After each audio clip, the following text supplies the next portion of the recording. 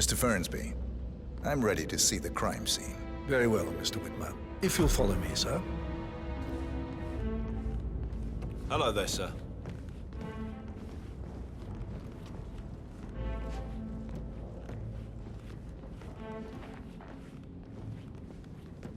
Before you inspect the crime scene, I will tell you this.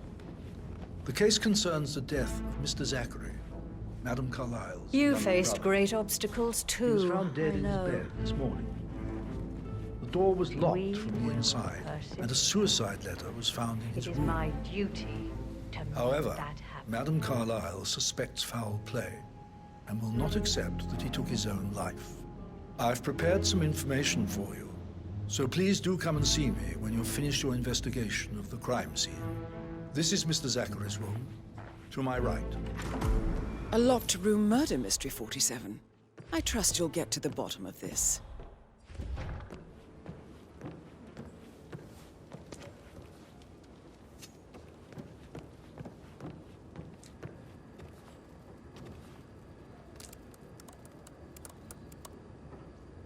Zachary was shopping for New Wellingtons last night.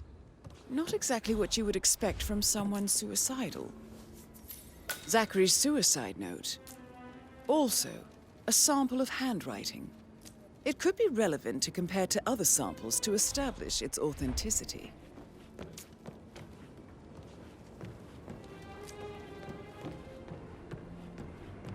Why don't you use your camera to scan the dead body? 47. Throat markings indicate a rare...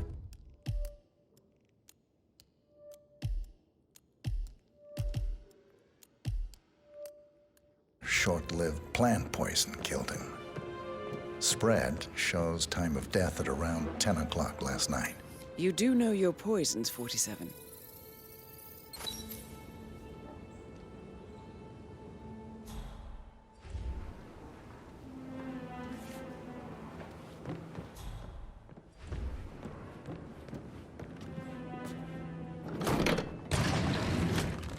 A hidden door. It's a secret passage. This could explain how the door was locked from the inside. A photocopy of the floor plans. Somebody's been researching the secret ins and outs of Thornbridge Manor.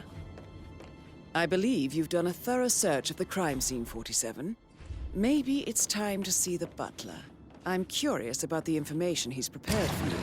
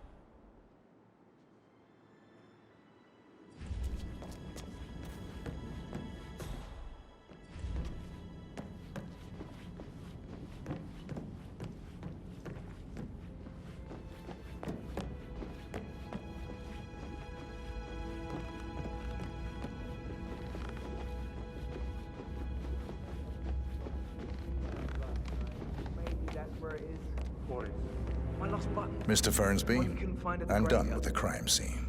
Did you establish a time of death? Zachary died around 10 o'clock last night. That means the staff were off duty. And Madame Carlyle and her security didn't arrive until this morning. That leaves Madame's family and myself as the only persons here when he died. And before you ask, no, I do not have an alibi. I was alone in my office at the time of death. Here's the material that I prepared for you. It's a list of the possible suspects and their quarters. Hopefully that will help you keep track of your findings.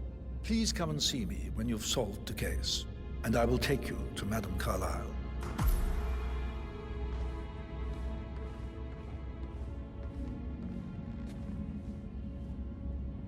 This is very useful information, 47.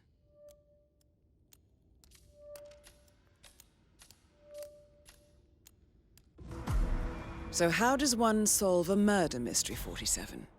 Motive, means, and opportunity, I believe. May I suggest you ask the suspects for alibis? Or perhaps you prefer searching the manor for clues first?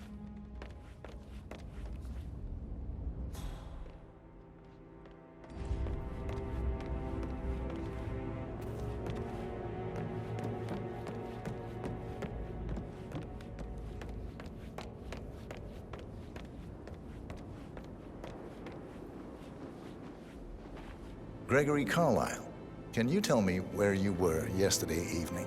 Oh, you're wondering about my alibi, Mr. Detective. Well, I left Thornbridge around 8:30 for a pint with Edward. I wish I hadn't. Quiz night at the inn. On the other hand, staying here with Zachary, my obnoxious sister, and the wife sporting another one of her headaches would have been a fate worse than death.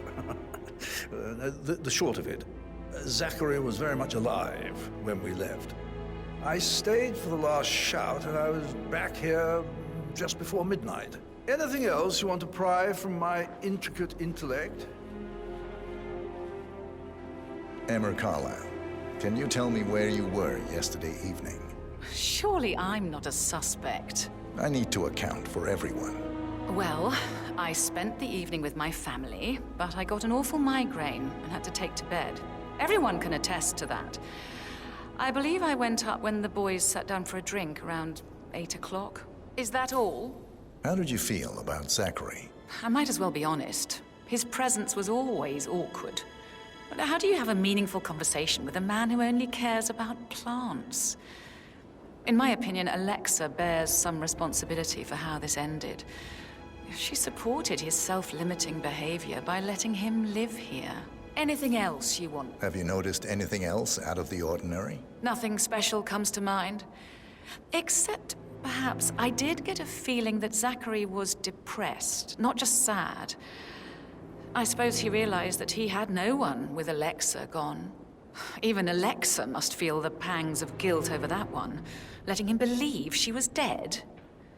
Then again, guilt isn't her strong suit.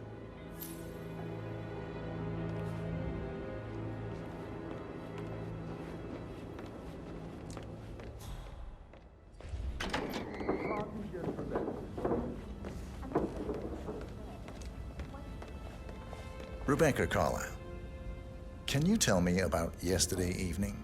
We don't really see much of each other, my brothers and I. I suppose it takes our mother's funeral to bring us together, and even then, it's not like we sit on each other's laps. Now, let's see. Patrick, Gregory's son, disappeared straight after dinner. You know, I think he might be in some sort of trouble. Edward wanted to go as well, but Gregory convinced him to stay for a few drinks before they went off for a pint at the local at 9:15. I swear Gregory enjoys Edward's discomfort over staying here. I had a conference call with my New York office at 9, so I spent 3 hours on my laptop in my room and went straight to bed afterwards. I don't know about Emma. She did act a bit strange. You know, I bet she was making lists for changes needing to be done once she gets her hands on Thornbridge Manor. Quite the shock she had when Mother arrived during breakfast. Is that everything, Mr. Whitmer? I do have a lot to see to. Tell me about Zachary. Did he act strange last night? You know, now you mention it, he was a lot more chatty than usual. He wanted to know about my connections in the publishing business. Apparently, a friend of his is writing a book, which strikes me as very peculiar. I didn't think he had any friends. Is there anything else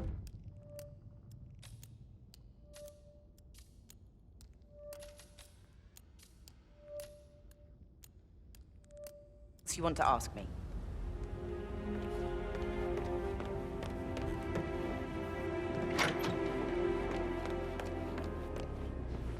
How can you be so relaxed? I wish you'd take things more seriously. What are you going on about now? This whole situation isn't normal. How do you think it affects Patrick? He must be so confused. I don't like how Alexa's way of running things impacts our son. Patrick? His only concern right now is boredom. He's too young to appreciate the spectacle of Mother screwing up. He's worried about something. A mother knows. This concerns his future as well. All this will be his someday. Exactly. He has nothing to worry about. Tell me about Zachary. Zack? Huh. Such a sad old sod. A bit heavy on the bottle, but who could blame him?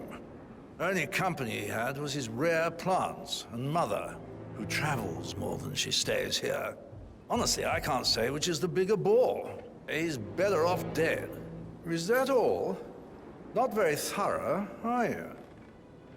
Anything else you'd like to tell me? Nothing really. I'm just enjoying the show. Our perfect mother obviously fucked up, didn't she? Faking her own death. You know, she's explained nothing to us. I think she's scared to own up to her own mistake.